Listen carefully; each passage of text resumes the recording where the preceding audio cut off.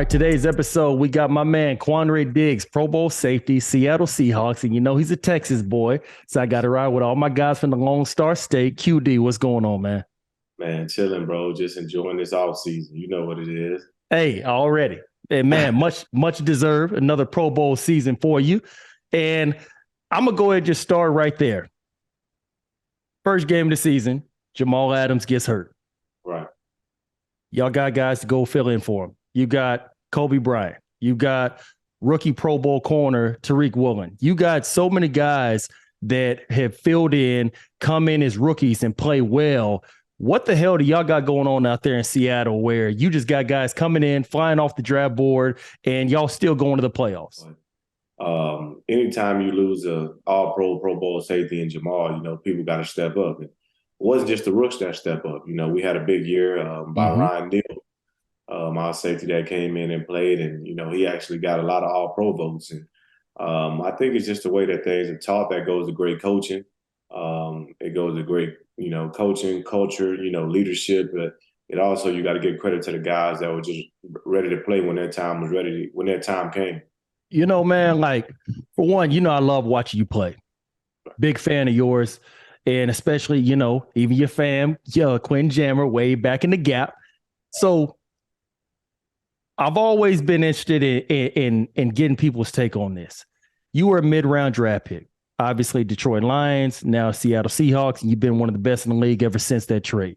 So you tell me, in your opinion, which would you say produces more success? Adversity and having to come through and fight through the fire, or the guys who get the bouquets of flowers thrown at them? They're always being complimented and being praised from the very beginning. I mean, it's tough. That's one of those ones. There's no really right or wrong answer. I think you can get it either way. Even the guys that first round draft picks, they've got it out the mud. They might have got it out the mud early in their life and had to go through different things where, certain people didn't have to. And, in my aspect, 6th-round draft pick, of course, adversity, not knowing if you're going to be on the team. I think that all builds character and, it kind of lets you know what the business is. I think, when you're in the late round draft pick, you learn the business a little bit earlier than the guys that's, first, 2nd-round draft picks because they know they're going to be there. Straight up. They know that they got the $1 million signing bonuses and things like that. And, you got 6th, 7th-round guys, 5th, 6th, 7th-round guys. Ain't nothing guaranteed for us, really. You just go out there, you just try to make it happen. But it also puts that chip on your shoulder where you also want the accolades and, you want the flowers, you want the bouquets that, that those 1st-round, 2nd-round pick guys getting. So it just gives you a goal or obstacle to reach out to and try to grab. So I think that's kind of what I always took out of it of, never being jealous or never doing any of that, but also knowing that I'm competitive as heck and, I want to be at the same level with those guys and I want to be better. So I think for me, it's always it's always kind of the adversity thing for sure because I was 6th-rounder. But, I know a lot of 1st, 2nd-round guys that they went through some trials, tribulations too to get to where they were. For real. Q, I've always loved the way that you play this game because I feel like you have fun while you're doing it. And I remember a certain play, and I know you know which one I'm talking about, this past season, where you pick the ball off and just like prime time, like you holding it up on the sideline as you returning it. Right. So tell me this, man. At what point, what play, what game, what season was it when the light just clicked on? Like, not only am I good, I'm like top shelf, one of the best. And now I'm literally out here just playing with that quarterback out there in my free safety position on the roof. I'll say this. It's 2 different moments in my career where I knew where I'm pretty good. It was my 3rd year in the league coming off a pec, had tore my pec. Remember, they had drafted Jamal Agnew to play nickel. They had drafted Tease Tabor to play corner. They had bought DJ Hayden in on a 1-year, $5 million. To me, it was like they coming to replace me. And that's what I felt. That's how I took it. My coaches knew how I took it also. And I just remember winning that job that year. And playing nickel. And first game we playing against Larry Fitzgerald, Hall of Famer, legend. Mm-hmm. Fitz. Fitz lines up in the slot. I'm a nickel. So I know it's gonna be me and Fitz. So this is gonna be my op to show like, hey, y'all made the Yeah. right choice. And I proved myself right that I deserve this. And went out there, had 3 pass breakups. I think Fitz probably had like 1 catch on me. And it was just like, for me, it was like, bro, you can play in this league at a high level. You just got to be locked in. You know what I mean? Because that was kind of my problem. Like, not always locked in my first couple years because, you know, everything is just like, I'm in the league, but I'm Yep. finna, it's like, hey, you know, I got my ass. I'm doing it, you know what I mean? And that third year is really why I took that leap. But like, bro, I'm gonna go and I'm gonna go get it. You know what I mean? And I just remember that. And then it was actually the same year where like I knew like I got moved to safety at the end of the year. And it was 4 games left in the season. The coaches like, hey, we want to put you at safety out, other safety out for the season. Like, let's see what you got. We want to Mm-hmm. put our best 11 on the field. Just remember going out there and I'm lined up next to Glover Quinn, who's like, that's my freaking Yep. guy. GQ. I'm lined up next to GQ and I'm like, dang, like I'm at safety this week. We playing Baltimore. Go out there and I have a pretty good game. I give up like 1 catch, had like a pass breakup and some good tackles, like good open field tackles. You know, you coming from nickel, that's totally different. Oh, I know. Yeah. next week, next week I got my first pick off Jameis. And I just remember telling my coaches, like, I ain't never going back to nickel. Like I can do this at a high level. And from now on, I had 3 picks. I had 3 picks in 3 straight games. I had like a forced fumble, a fumble recovery, a sack, all that safety. And it's just like, hey, I could do this at a high level. And I was doing it for a high level in Detroit and got traded to Seattle. And it just kind of took off because, I mean, I go to a bigger market, you go to a winning team, Mm-hmm. place was known for big time safety play. So you get a little bit more recognition and those kind of things happen. You just take off from there. And I think I've been in Seattle 3.5 years and you know, I mean, 3 years straight, I've been a Pro Bowler. Even that half year, I was an alternate, and I only Mm-hmm. played like 10 games. So for me, you know, it's just kind of just keep pushing. You know, I mean, I've been at safety what 5 years now, and I mean, 3, 4 of those years, 5 of those years, I've been an alternate for the Pro Bowl or a Pro Bowl player. So for me, you know, I do it. I can do it at a high level, and that's kind of when it clicked for me. Man, playing safety is different from playing corner. Obviously, you're both DBs, but it's different because at safety, you got to play with that reckless abandon, which is something that you play with all the time. And I want to go ahead and switch gears to January 3rd and back to the Damar Hamlin injury. And now that he's making what looks like a full recovery, now it's able to go ahead and be able to reflect on that. For you as a safety, a fellow safety, seeing that, hearing that, seeing all the videos, things like that, is that something that would modify or make you change any version of how you play, knowing that that still is a very real possibility that even for me as a corner, I never even really knew that that sort of thing could happen to you on the football field. So is that something that in any way you could see that modifying how you play this game? Um, it's easy to say no.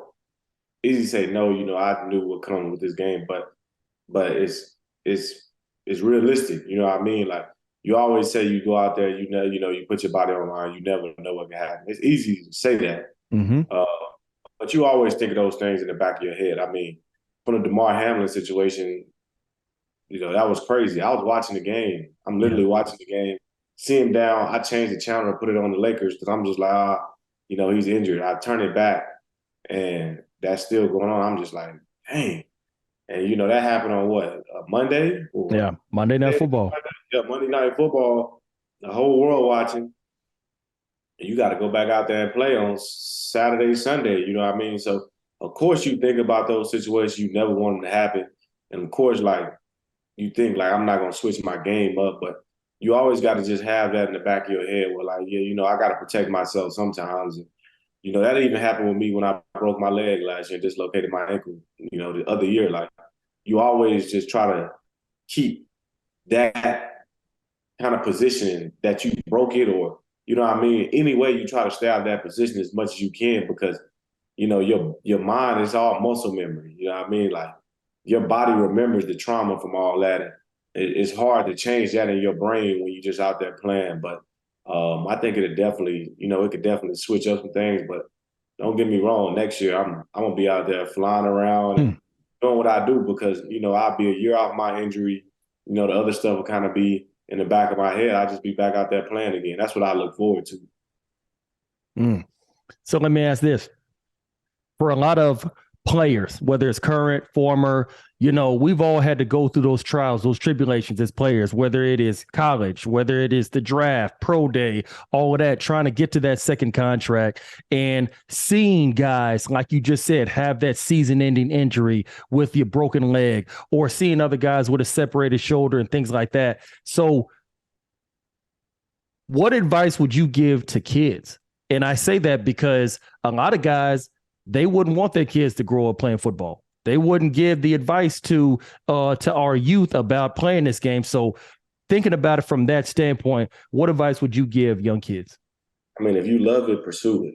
If you really truly have the love for it, then pursue it. If not, don't go into nothing, half-assing. If you really believe this what you want to do, this what you want your career to be, then do that. Lock into that.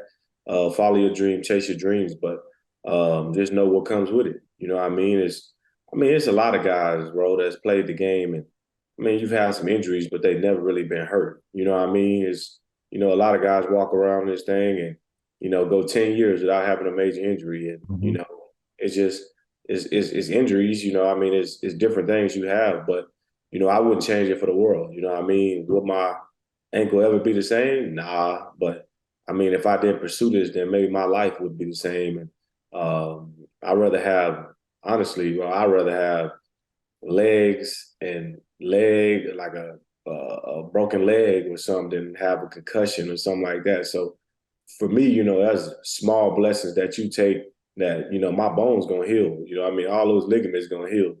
But it's just the love factor for me. I love it, and it's what I want to pursue. So if you love the game, you want to play the game, you always grew up wanting to do this, then go ahead and do it. You know, a lot of people ask me, like, if I had to do all over again, things like that. And for me, I tore my meniscus, had, cartilage removed, scoped, all that. That was probably the most serious injury I ever had. And just kind of like what you just said, for a lot of us coming from where we come from, we don't necessarily come from the most affluent backgrounds. So for us, a lot of us, this is our only way out. This is our only way to make some of ourselves. And, with the injuries, I always tell people, for a lot of players, the reward outweighs the risk. Yeah. And obviously you can get hurt in this game. There's no doubt about that. But being able to put your family, your immediate family, your mom, your dad, your aunt, your uncle, grandparents, all them, to be able to put them in a better situation than they previously were in, to me, that's what outweighs the risk. And for a lot of players, that's how a lot of them see it. So go ahead and you give me your take on that. Put it on your shoulders. I want it on my shoulders. If I'm the lifeline, which I haven't had to be, my brother was there too. So Mm-hmm. if I'm the lifeline, I'm the one that got to take the risk, and, put it on my shoulders. I handle it. It's the same way I play the game. I tell coaches all the time, the hard job, put it on me. I'll take it. If I got to go, and do this and do that, I'll do that. That's kind of what it is. That's how I've always been built. But, at the end of the day, most people, if you really built for it, you want those pressures. You want that. It's stressful. It's a lot. But I ain't going to wake up complaining every day. I'm going to go get it done. That's what I seen my mom do growing up. Like, seeing my mom going to work every day, come home, help me with my homework, cook, clean, do the same thing over and over again. I seen my dad do it, go drive a truck all day, get back, ride his horse, come home, throw the football with me, go back, do the same thing. So for me, I never seen them complain about any of that. They just did it. They took it on the head, and that's how I am with my daughter. You know, I can go to work all day. I can be dead tired, but when I get home, I'm gonna try to give her as much attention as I can. And that's just kind of how I am with my family too. My mom, my dad, my brothers, my fiance, my nephews, they know at the end of the day, I'm gonna go do the work. I mean, just you guys don't mess me over. You guys do what you guys supposed to do, and I'll handle the rest. I like it. I like it.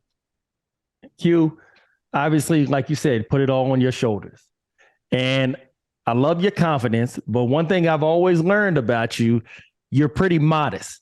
Like you're not boastful, you're not braggadocious, but I got to go ahead and put you on the spot on this one. I'm a rattle off some names and then you tell me where you fall within them. Cool? Yeah. All right. I'm going to start off with Michael Griffin, Michael Huff, Earl Thomas, Nathan Vasher, Kenny Vaccaro. And I could go all the way down the list, but I'm gonna just stop with those five. Yeah. UT, better known as DBU, over the years, got a rich safety tradition. You tell me right now where you rank amongst those guys. We talking college and we talking league. Shit, it don't matter. Like whichever one you want to call it. I mean, if we put it all together, college, NFL, I mean, when we look at it, I mean, ET's at the top for me. That's that's big bro. That's really like who I emulated my game when I moved to safety. Straight up, for real, for real. And then after that, you said Mike G, you said Huff, Kenny. Who else you mentioned in there? And Vasher. He was All American in UT. This is back in my era, bro. Oh yeah. They were my brother. You know what I mean? So I know that. I mean, we're gonna go off college and league. I mean, I had a really, really dang good college career too, and in the league, I'm still pushing. You know what I mean? I think I passed Huff in Pro Bowls, passed Kenny in Pro Bowls. I think Mike G might have 2 or 3, so Mike G's up there. I think I passed Nate in Pro Bowls. I mean, for me, me personally, I had to put myself behind Earl. That's just. I like it. It is. I like it. You know what I mean? That's the competitor in me. But I mean, for me, if I play another 3 years, you know what I mean? I feel like I'm gonna be right up there with Earl. Mm-hmm. I agree. So for me, it's just like I've done it. You know what I mean? I watched those guys growing up. I played with Kenny. So for me, it's like they wanted me to be better than them. That's always what it was. I used to work out with Mike G every day. And Mike G whole goal was like, bro, you're gonna be a safety and I want you to be better than me. So this is how I want you to work. You know what I mean? So, yeah, you know what I mean? It's not me bragging, it's not me boasting, it's just what I've done in the league. You know what I mean? I feel like I got so much more to accomplish. But I feel like at this rate that I'm going, it's gonna be, you know what I mean, it's gonna be real special. Man, I love to hear that, bro. Just because I think that you're on your way. You're on that path to getting that gold jacket. And I love how you just worded that, because that's why I asked you, because hey, that's exactly where I put you at. And I think that, like you just said, 1 or 2 or whatever, however many more you're gonna get, because I know it's gonna be a lot. You're gonna be right there on that path headed to Canton, man. Oh yeah.